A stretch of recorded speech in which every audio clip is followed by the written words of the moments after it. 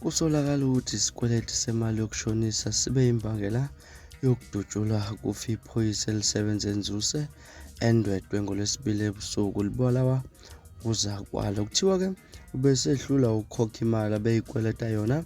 Umthombo esolweza ungathandanga ukudalula uveza ukuthi umufi obeneminyaka engu-47 ube umashonisa oboleke umsolwa oneminyaka engu-47 imali ebehluleke ukuyikhokha, kanti ngoLwesibili ebusuku emthelekele emsebenzini wamdubula washaya wachitha emshiyeke efile. Baxabane nje bebebanga ukuthi umufi befuna imali yakhe ebesinkulu ayiboleka umsolwa.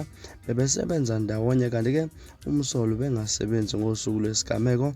Wafika emsebenzini wavulela ngenhlamvu kumufi, waphela khona lapho kuchazwa umthombo. Okhulumela amaphoyisa esifundaze uColonel Robert uqinisekisile ukuthi umufi usayitsheni esemsebenzini njengenjwayelo ngenkathi-ke kwenzeka isigameko. Uthe umphathi wesiteshi ubeqaphisa emegceke njengenjwayelo ngenkathi kwenzeka isigameko weza kuqhuma isibhamu ukuthe uphuthuma ngesikhathi wasithela kumufi. Umsolwa kuvela ukuthi kuvuka izolo waye emsebenzini.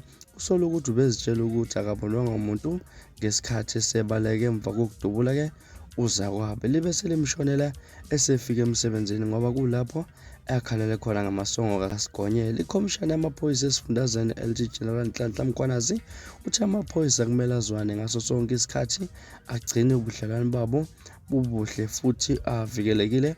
Abaphathi kumele baqaphisime izikhathi zonke futhi basondelane nabasebenzi ukusiza ukusheshe babone kunokukhona okungaboni khona ngasolunye. Umsebenzi wobuphoyisa uyafukuzisa futhi amaphoyisa abaluleke kakhulu, ngakho-ke kumele abhekele ngaso sonke isikhathi. Lesi sigameko senzeka esiteshini samaphoyisa sibi futhi yize umsele ozothathela izinyathelo zomthetho ngaso kumele kwenziwe imizamo yokuphenya ngembangelo yokufa komufi endaweni okufanele ngabe amaphoyisa aphaphile kuyona. Kuchazwa umkhwanazi ukhuthaza amaphoyisa ukusebenza izikhungo zangaphakathi eziteshini zamaphoyisa zokweluleka ukusiza ukugcina esisezimeni esihle ngomqondo ukuze kugwemeke ukusebenzisa udlame ukuxazulula izinkinga. Ngazi ukuthi izona ezihamba phambili la khona lithinta udaba lokuthi iphoyisa libulala uzakwabo esemsebenzini ngenxa yokuthi-ke bekade emkweneta laphana imali ibisinkulu kakhulu engafuni ukuyikhokha. La mhlasele khona-ke